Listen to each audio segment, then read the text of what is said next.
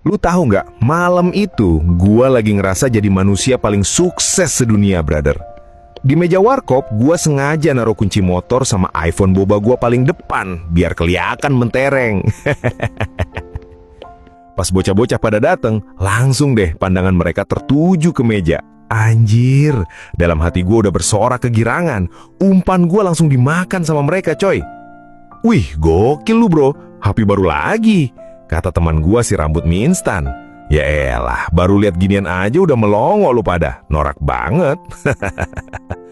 Gua cuma senyum tipis sambil benerin posisi duduk gua biar kelihatan kayak eksekutif muda. Biasa aja lah bro, tuntutan gaya hidup anak muda zaman sekarang mah harus totalitas, kata gua so iye. Padahal, ya Tuhan, isi dompet gue sebenarnya udah sekarat. Sisa struk utang pay letter yang bunganya udah mau mencekik leher gue sendiri. Terus si Asep ngajakin, besok malam kita chillin di kafe baru itu yuk, yang kopinya mahal itu. Gue langsung nyahut, gas lah, gampang itu mah. Padahal otak gue langsung pusing mikirin besok ngutang ke siapa lagi. Pas tongkrongan udah bubar dan malam makin larut, barulah gue ngerasa kesepian. Pas bayar kasir, dompet gue bener-bener kering kerontang. Kampret banget emang gengsi ini. Di jalan pulang, gue mikir, kenapa sih gue harus semerana ini cuma demi dapat pujian gokil lu bro dari orang lain? Ah, tahu ah, yang penting besok kelihatan keren dulu. Jam 3 pagi lewat, gue sampai di depan rumah. Kampret, pintunya dikunci. Tapi gue lihat bayangan lampu ruang tengah masih menyala terang. Pas gue buka pintu pelan-pelan, gue kaget lihat bokap gue belum tidur. Beliau lagi duduk selonjoran sambil ngitung lembaran uang 10 ribuan yang udah lecek banget di atas meja kayu. Baru pulang, Le. Udah makan belum? Itu ada nasi sama tempe ditudung saji, kata bokap gue pelan. Tolol banget gue. Seketika rasa bersalah langsung nancep di dada gue, coy. Mata gue gak sengaja natap ke dinding, nyorot 2 bingkai ijazah tua punya bokap.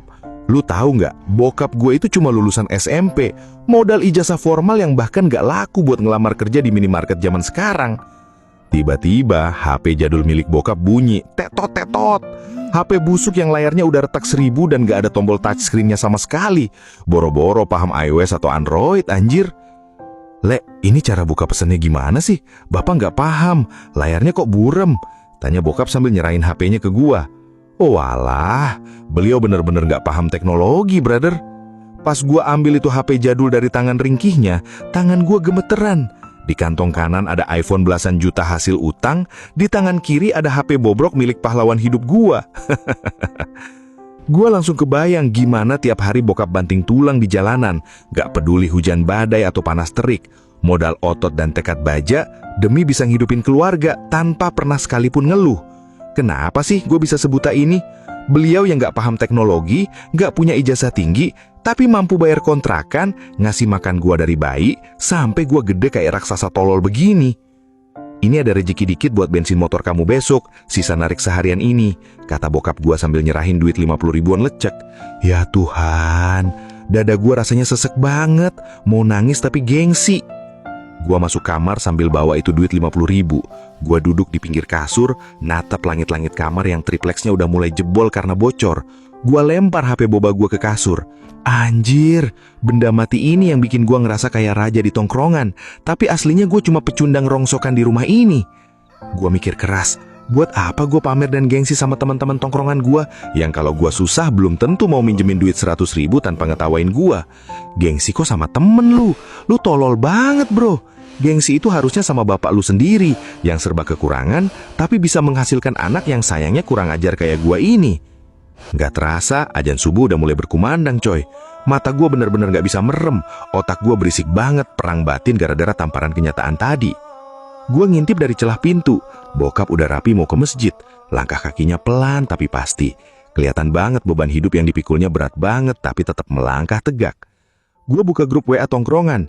Isinya masih sama, bocah-bocah lagi pada pamer sisa saldo M-Banking hasil minta orang tua atau hasil gesek kartu kredit. Ya elah, sampah banget isi otaknya.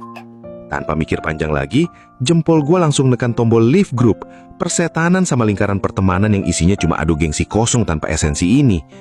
Gue masukin itu HP boba ke dalam laci terdalam, gue kunci rapet. Mulai subuh ini, gue gak mau lagi dijajah sama gengsi tolol yang bikin hidup gue sengsara. Besok paginya, gue bangun dengan semangat baru, brother. Gak ada lagi muka lemes sisa begadang gak jelas. Gue udah siap buat ngadepin realita hidup yang sebenarnya. Gue nyamperin bokap yang lagi buru-buru mau berangkat kerja.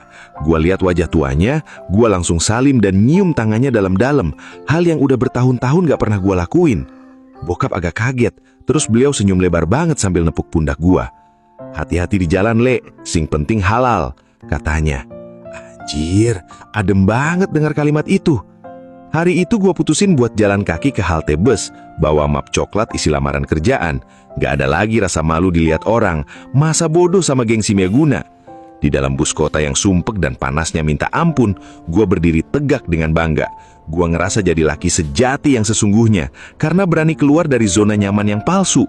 Gue lamar kerjaan apa aja yang penting halal dan menghasilkan, mulai dari admin toko grosir sampai angkat-angkat barang. Yang penting gue kerja pakai keringat gue sendiri, bukan hasil nipu orang tua. Pas sore pulang ke rumah, gue sempetin beli martabak manis kesukaan bokap pakai sisa duit terakhir gue. Gue pengen malam ini kita makan bareng tanpa ada sekat nyingsi lagi. Malam itu, di bawah lampu ruang tamu yang remang-remang, gua sama bokap makan bareng sambil ngobrol santai. Gua sadar, kebahagiaan sejati itu sederhana banget, nggak butuh validasi dari bocah-bocah tongkrongan tolol ini. Makanya, jadi orang tuh jangan tolol-tolol banget. Lu dengerin gua ya, brother. Gengsi kok sama temen lu yang masih minta duit jajan. Gengsi tuh sama bapak lu. Modal ijazah seadanya, buta teknologi, tapi tangannya yang kasar mampu ngasih lu makan sampai lu segede gajah begini. Jangan jadi anak durhaka yang cuma bisa pamer barang kredit demi dapat pujian kosong di tongkrongan. Kerja, cari duit, bahagiain orang tua lu sebelum semuanya terlambat, bangsat.